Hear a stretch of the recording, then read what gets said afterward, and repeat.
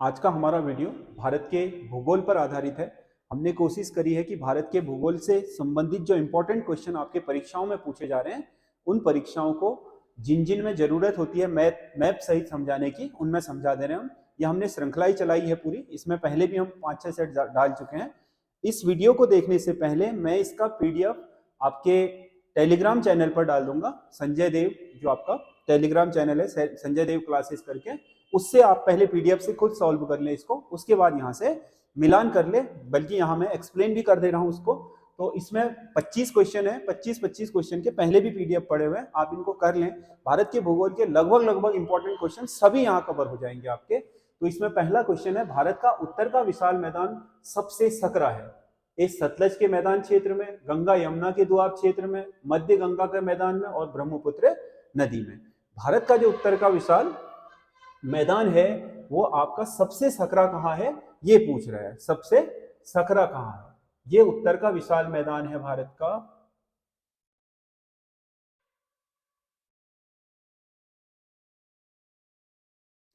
तो उत्तर के विशाल मैदान की सबसे कम चौड़ाई है आपका यहां पर असम में। जो आपका ब्रह्मपुत्र की घाटी है, ब्रह्मपुत्र नदी की घाटी है, वो सबसे कम चौड़ी है। यहां पर चौड़ाई केवल 150 किलोमीटर तक है। जबकि गंगा का ऊपरी जो मैदान है, इसके नीचे का गंगा का मध्यवर्ती मैदान, ये तटवर्ती मैदान कहलाता है, ये सबसे चौड़ा है। ये आपका 480 किलोमीटर तक चौड़ा हो जाता है। गंगा का अपर मैदान, ऊपरी गंगा का मैदान सबसे चौड़ाई लिए हुए है, जबकि सबसे कम चौड़ाई है आपके असम के ब्रह्मपुत्र घाटी क्षेत्र में। तो गंगा के विशाल मैदान की सबसे अधिक चौड़ाई यहां है, सबसे कम यहां पर है। अगला क्वेश्चन है, राष्ट्रीय जलमार्ग एनडब्ल्यू नेशनल वाटरवे 6 किस नदी पर स्थित है। नेशनल वाटरवे 6, तो आपके पास जो विकल्प है इसमें, उन विकल्पों में आपका राष्ट्रीय जलमार्ग 6 में ब्रह्मपुत्र, ब्राह्मणी नदी, बराक नदी और महानदी।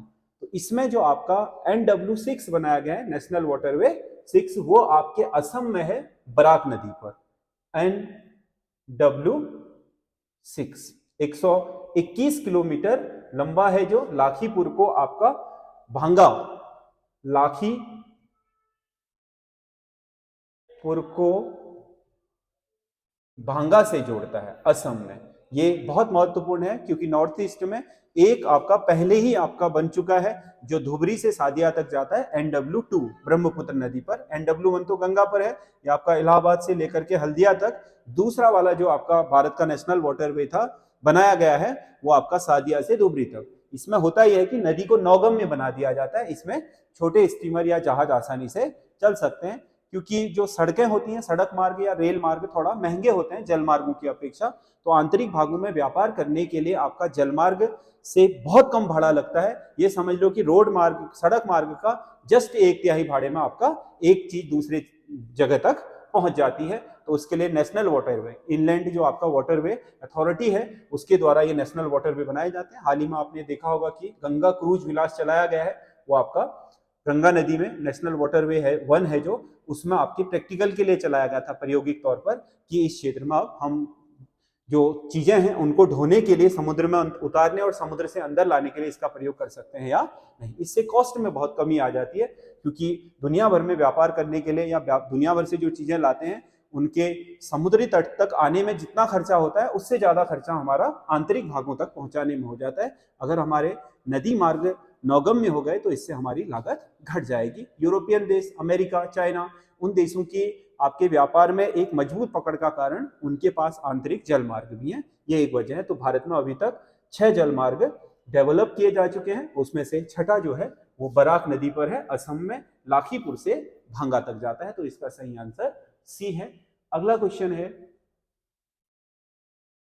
जमशेदपुर टाटा स्टील प्लांट को जल की प्राप्ति किस नदी से होती है। जमशेदपुर टाटा स्टील प्लांट को जल की प्राप्ति किस नदी से होती है। जमशेदपुर जो टाटा स्टील प्लांट है, वो आपके बिल्कुल झारखंड और उड़ीसा की सीमा पर है, उड़ीसा, झारखंड और पश्चिम बंगाल की सीमा पर। तो ये जो आपका जमशेदपुर टाटा स्टील प्लांट है, इसकी जीवन रेखा है स्वर्ण रेखा नदी। स्वर्ण रेखा नदी, इसी नदी के तट पर बसा हुआ जमशेदपुर। तो स्वर्ण रेखा नदी से ही आपके जमशेदपुर स्टील प्लांट को जल की प्राप्ति होती है, क्योंकि स्टील प्लांट में आपका बहुत बड़ी मात्रा में पानी की आवश्यकता पड़ती है, ऊर्जा की आवश्यकता पड़ती है। तो उसके लिए जो बिजली है वो पास के ही आपके जो यहाँ पर, क्योंकि बहुत सारे कोयला संयंत्र हैं, उनसे प्राप्त कर ली जाती है, और जो आपका पानी है वो स्वर्ण रेखा नदी से प्राप्त किया जाता है। अगला क्वेश्चन है, तमिलनाडु के रानीपेट में देश का पहला उर्वरक कारखाना किस वर्ष लगाया गया था? देश का पहला उर्वरक कारखाना रानीपेट में लगा था, देश आपके तमिलनाडु में 1906 में, ये पहला था। बाद में फिर आपके सिंदरी में भी लगाया गया कारखाना। तो ये आपका पहला कारखाना इसी को माना जाता है, तमिलनाडु के रानीपेट में लगा था 1906 में। भारत में अंतिम जातिगत जनगणना किस वर्ष हुई थी? जातिगत जनगणना एक्चुअल में 1881 में जब भारत में जनगणना शुरू हुई, नियमित जनगणना यहां से शुरू हुई। नियमित जनगणना 1881 में, वैसे तो 1872 में लॉर्ड मेयो के समय भारत में जनगणना शुरू हो गई थी, लेकिन नियमित जनगणना लॉर्ड रिपन के समय 1881 से आरंभ मानी जाती है। और लॉर्ड मेयो जो रिपन ने जो जनगणना कराई थी उसमें इंडिया के जातिगत आंकड़े भी लिए जाते थे सारी तरीके के, क्योंकि उन्होंने उस पर बहुत सारी चीजें करनी थी, क्योंकि उनके पास जातिगत आंकड़े नहीं होते, धार्मिक आंकड़े नहीं होते, तो ना वो बंगाल विभाजन करते, ना ही आपका कम्युनल अवार्ड आता बाद में। तो कुल मिलाकर के ये सारी चीजें वो इसलिए कर पा रहे थे क्योंकि उनको एक एक जाति का पता था, उनके आंकड़े थे। 1881 से लेकर के 1931 तक, 1881, 1891, 1901, 1911, 1921 और 1931 की जो आपकी जनगणनाएं हुई है, इन सब में जातिगत आंकड़े दिए जाते थे। ये बहुत हॉट टॉपिक है, क्योंकि जातिगत जनगणना में आपका क्षेत्रीय जो दल है वो लगातार दबाव बना रहे हैं केंद्र सरकार पर कि वो जातिगत जनगणना कराए। इसके लिए आपके, क्योंकि उन्हें अपने जाति या पिछड़ेपन जो भी है, राजनीतिक कारण ज्यादा है वो, तो उसके लिए बहुत समय से ये विवाद बढ़ रहा है भारत में। केंद्र सरकार नहीं करा रही है, जबकि राज्य सरकारें बहुत सारी जो स्थानीय राजनीति करती हैं वो चाह रही हैं, तो वो जातिगत जनगणना के लिए दबाव बना रही है। 2021 की जो जनगणना होनी थी उसके लिए आपका इसमें दबाव बनाया जा रहा था, अब वो आगे होगी, पर अब क्या होगा वो तो देखने वाली बात है। लेकिन 1931 अंतिम जातिगत जनगणना थी। अंग्रेजों ने 1881 से 1931 तक लगातार जातिगत जनगणनाएं कराई थी, और इसी जनगणना में जो भारत में निम्न जातियों का उन्होंने आंकड़ा प्राप्त किया था, उसी के आधार पर 1932 में इन्होंने आपका कम्युनल अवार्ड, जिसे सांप्रदायिक निर्णय कहा जाता है, वो आपका घोषित कर दिया था भारत में। हालांकि वो सफल नहीं हुआ, महात्मा गांधी के पूना पैक्ट, महात्मा गांधी और बी आर अम्बेडकर के पूना पैक्ट के बाद उसे समाप्त कर दिया गया था। तो इसका सही आंसर होगा 1931 अंतिम जातिगत जनगणना। अगला क्वेश्चन है, निम्नलिखित में से देश का सबसे अधिक नगरीकृत राज्य कौन सा है? वर्तमान में सबसे अधिक जो नगरीकृत राज्य है वो आपका गोवा है, देश का सबसे अधिक नगरीकृत राज्य। लगभग 64% आबादी देश की, सॉरी इस स्टेट की आपके गांव शहरों में रहती है, बाकी से मतलब अगर हम उत्तराखंड का देखें तो विपरीत अनुपात है, जितना उत्तराखंड गांव में रहता है उतना प्रतिशत गोवा आपका शहरों में रहता है, और जितना हम शहरों में रह रहे हैं वहां गांव में रह रहा है, यानी कि 60% से ज्यादा लोग यहाँ आपके शहरों में निवास करते हैं। देश का सबसे अधिक नगरीकृत मतलब जिसकी टोटल जनसंख्या के प्रतिशत में से अधिकतर हिस्सा आपका नगरों में रहता है, वो गोवा राज्य है। अगला क्वेश्चन है, भारत की कौन सी जनजाति निग्रेटो प्रजाति से संबंधित है? निग्रेटो हब्सी प्रजाति के लोग कौन से हैं? ठीक है, तो इसमें हब्सी प्रजाति के जो लोग हैं वो हैं जरावा लोग। अंडमान निकोबार द्वीप समूह में पाई जाने वाली अंडमान निकोबार द्वीप में पाई जाने वाली 3 जनजातियां, एक तो जरावा है, एक सोम्पेन है, एक सेंट लीज है। ये आपके अंडमान निकोबार की जनजातियां हैं। ये मूलतः निग्रेटो प्रजाति, अफ्रीकन जो आपका पिग्मी प्रजाति है उसके आपके समकक्ष मानी जाती हैं, जो अफ्रीका के कालाहारी मरुस्थलों में पाई जाती है निग्रेटो प्रजाति, उसी जनजाति के आपके वंश से संबंधित माने जाते हैं। इसीलिए इन लोगों का रंग रूप आकार जो होता है वो आपके निग्रो लोगों का समान है, अफ्रीकी लोगों के समान। तो इसमें सही आंसर जरावा है। वैसे अंडमान की जरावा, सोम्पेन और सेंट लीज ये आपकी जनजातियां अंडमान निकोबार द्वीप समूह से संबंधित है। ये आपका जरावा जनजाति इनमें से निग्रेटो जनजाति है। अगला क्वेश्चन है, पृथ्वी के आंतरिक भागों में मैग्मा का गुंबदनुमा जमाव क्या कहलाता है? मैग्मा। देखो, पृथ्वी के भूगर्भिक भागों में आपका जो मैग्मा होता है, मान लो ये आपकी पृथ्वी सतह है, ये आपका इस तरीके से मैग्मा जमा हुआ है अंदर की तरफ को,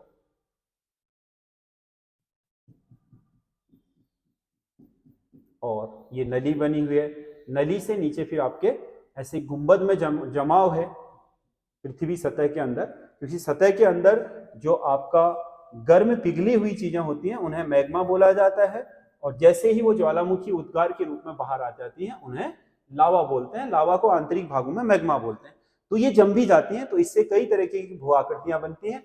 जो ये खड़ी आकृतियां हैं इन्हें कहा जाता है डाइक, खड़ी आकृतियों को कहा जाता है डाइक, और जो ये तिरछी पड़ी हुई आकृतियां हैं इन्हें बोला जाता है सिल, और जो ये गुंबदनुमा आकृतियां हैं इनको बोला जाता है आपका लैकोलिथ, बैकोलिथ, बैकोलिथ। ये गुंबदनुमा आकृतियों को बैकोलिथ कहा जाता है, तो इसका सही आंसर होगा इनमें बैकोलिथ। डाइक खड़ी आकृतियां होती हैं, सिल तिरछी आकृतियां होती हैं, बैकोलिथ ऐसी। स्टेक इसकी आकृति नहीं है। अगला क्वेश्चन है, भूकंप जोन 5 में देश का कितना प्रतिशत भूभाग आता है? जोन 5 भूकंप की आपके जो आने वाली तीव्रता होती है उसकी दृष्टि से पूरे विश्व भर को आपके 5 जोन में बांटा गया। एक जिनमें आपका जोन 1 जिनमें आपका भूकंप का खतरा नहीं है, जोन 2 जिनमें है लेकिन रिक्टर स्केल पर आपका 3 या 4 तक होता है, जो रिक्टर स्केल पर 6 तक आते हैं उनमें 3 है, 6 से ऊपर 7 है, 8 है, 8 तक का जो आपका क्षेत्र है उसे बोला जाता है आपका जोन 4, और 8 से ऊपर यानी कि 9 आदि में जो भूकंप आते हैं वह 10। देखो यह आपका गुजरात का भुज वाला क्षेत्र है। भारत में भूकंप जोन 5 में गुजरात का भुज वाला क्षेत्र है, उत्तरी बिहार है, नॉर्थ ईस्ट पूरा है, उत्तराखंड का आपका एक बड़ा सा हिस्सा जो हिमालयी क्षेत्र में है वो है, और इसके अलावा आपका हिमाचल प्रदेश और जम्मू कश्मीर का कुछ हिस्सा है। ये क्षेत्र जो आपको रेड एरिया में दिख रहा है ये देश के कुल भूभाग के 12% के बराबर है।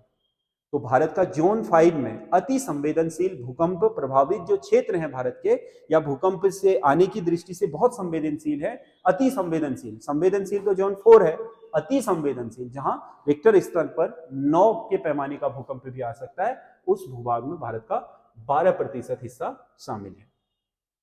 अगला क्वेश्चन है, निम्नलिखित में से कौन सा एक वर्षा जल का उपाय नहीं है? संग्रहण का उपाय, वर्षा जल को एकत्रित करने का उपाय नहीं है। देखो जोहाड़ एक तरीके से तालाब होते हैं, इनमें वर्षा का जल संग्रहित किया जाता है। झालर भी तालाब होते हैं जो चेक डैम की तरह बनाए जाते हैं, इनमें भी किया जाता है। बाव तो नौले की तरह है, आपने पता है जो गुजरात और राजस्थान में आपके बड़े बड़े मंदिर नुमा नौले हैं उन्हें बाव बोलते हैं। रानी की बाव तो विश्व विरासत सूची में भी है, बहुत प्रसिद्ध बाव है।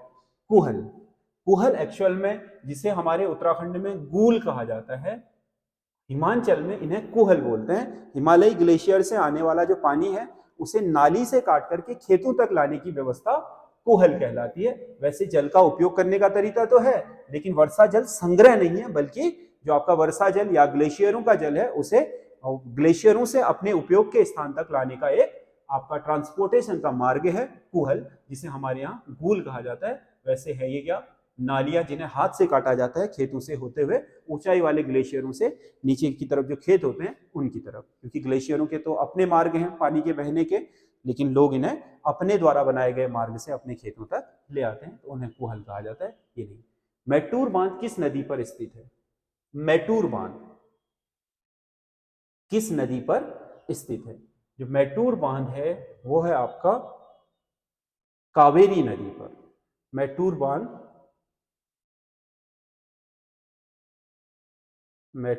है कावेरी नदी पर। कावेरी नदी बांध बनाने की दृष्टि से इसका बहुत बड़ा इतिहास है। भारत में सबसे पहला जो आपका बांध बनाया गया था वो कावेरी पर था, वो बना था करिकाल में, जो चोल शासक था उसने बना था, बहुत बड़ा बांध बनाया था इस क्षेत्र में सिंचाई, क्योंकि दक्षिण भारत मतलब आप ये सोच लो कि कर्क रेखा से नीचे का जो भाग है भारत का ये उष्णकटिबंधीय भाग है। और दूसरी चीज, इसमें आपके साल भर जो पानी है उसके स्रोत नहीं है, क्योंकि यहाँ बरसात के समय तो बाढ़ भी आती है, इधर के तट में भी और इधर के तट में भी, परंतु सर्दियों में और ग्रीष्म ऋतु में ये क्षेत्र सूखे हो जाते हैं। दक्षिण भारत में जल संग्रहण के तरीके बनाए गए हैं, वहां की नदियां बहुत ज्यादा मैनेज हैं, वो आज नहीं पहले से ही है। यही वजह है कि दक्षिण भारत में ही आपके नदी घाटियों का विकास सबसे ज्यादा हुआ है, क्योंकि उत्तर भारत में तो 12 मास पानी रहता है, गर्मी में ज्यादा हो जाता है क्योंकि ग्लेशियर तेजी से पिघलते हैं।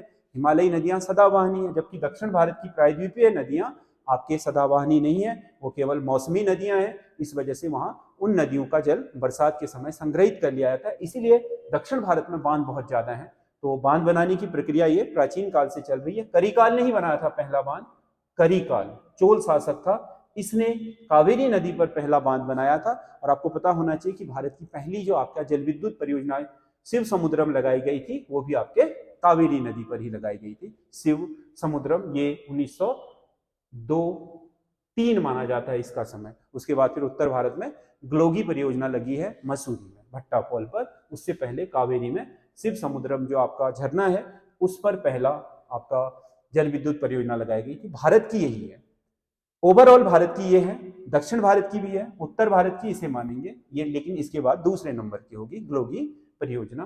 तो जो आपका करिकाल है उसने सबसे पहले इस पर बांध बनाया था। मैटूर बांध बहुत फेमस बांध है दक्षिण भारत का। अगला क्वेश्चन है, निम्नलिखित में से कौन सी झील ज्वालामुखी निर्मित झील है? ज्वालामुखी, देखो ये जो झील है चिल्का, इसका निर्माण हुआ है लैगून से। ये एक लैगून झील है जो समुद्र तटीय प्रदेशों में पाई जाती है।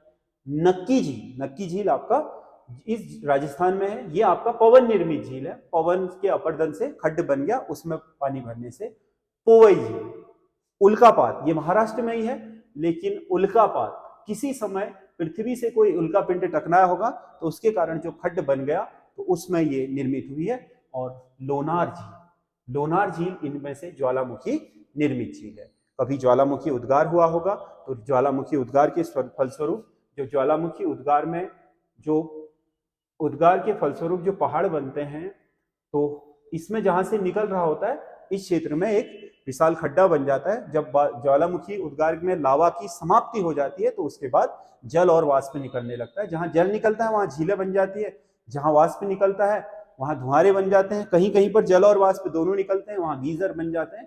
तो भारत में आपका लोनार ज्वालामुखी झील का एक प्रमुख उदाहरण है। अगर आपको उल्कापात से निर्मित झील कहेगा तो पोवई है। ये दोनों ही झीलें आपके महाराष्ट्र में है, लोनार भी और पोवई झील भी। अगर आप मैप में देखना चाहोगे तो महाराष्ट्र में लोनार झील आपका यहां की तरफ है तट की ओर,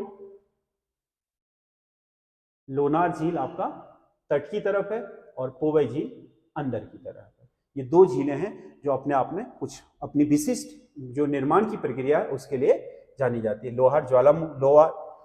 लोनार झील ज्वालामुखी प्रक्रिया से निर्मित है और पोवई झील आपका उल्कापात से निर्मित है।